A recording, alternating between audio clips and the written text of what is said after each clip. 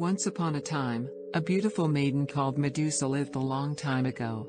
Medusa lived in the city of Athens in a country called Greece, and although there were many beautiful girls in the city, Medusa was considered the prettiest of them all. Unfortunately, Medusa was very proud of her beauty and did not speak or think about anything else. Every day she boasted of how beautiful she was, and each day her displays became more extravagant.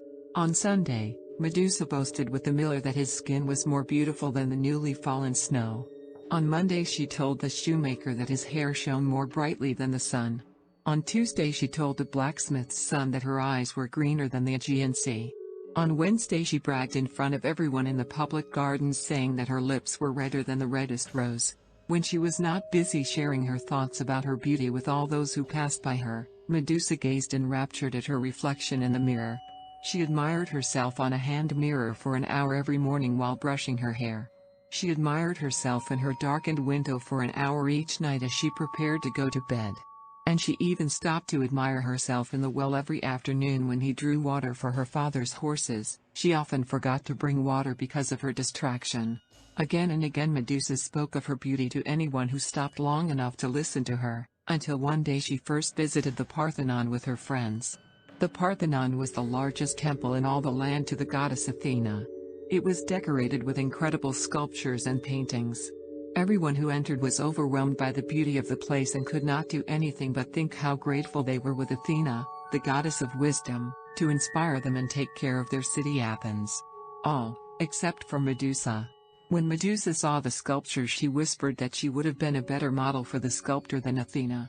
When she saw the works of art, she commented that the artist had done a good job considering the goddess' thick eyebrows, but imagine how extraordinary the painting would have been if it had been someone as delicate as Medusa.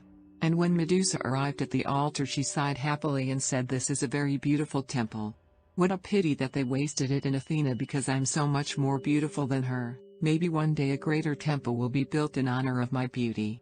Medusa's friends paled. The priestesses who heard Medusa were speechless. The people in the temple began to whisper, and soon they began to leave, because everyone knew that Athena enjoyed watching the people of Athens and feared what would happen if the goddess had listened to the reckless comments of Medusa. Soon the temple was empty except for Medusa, who was very busy looking proudly at her reflection in the great bronze doors and had not noticed the rapid exit of all the others. The image she was watching trembled, and suddenly, instead of seeing her own features, Medusa saw Athena reflected. "Boastful and foolish girl," said Athena, enraged, "you think you're more beautiful than me. I doubt it's true, but if it were true, life is not just beauty.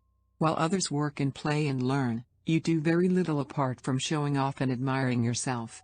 Medusa tried to point out that her beauty was an inspiration to those around her and that she improved their lives just by looking so pretty, but Athena silenced her with a sign of frustration. "Nonsense," Athena replied. "Beauty fades quickly in all mortals. It does not comfort the sick, it does not teach those who do not know or feed the hungry. And by my powers, you will completely lose your love. Your destiny will serve to remind others that they should control their pride." And with those words Medusa's face changed and became that of a horrendous monster. Her hair twisted and thickened in the form of horrible serpents that whistled and fought each other over her head. "Medusa, this has happened thanks to your pride.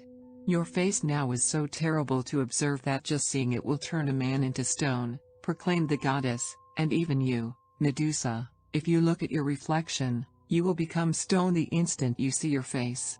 And so Athena sent Medusa with her snake hair to live with the blind monsters, the Gorgon sisters, at the ends of the earth, so that no one would turn to stone by looking at her accidentally.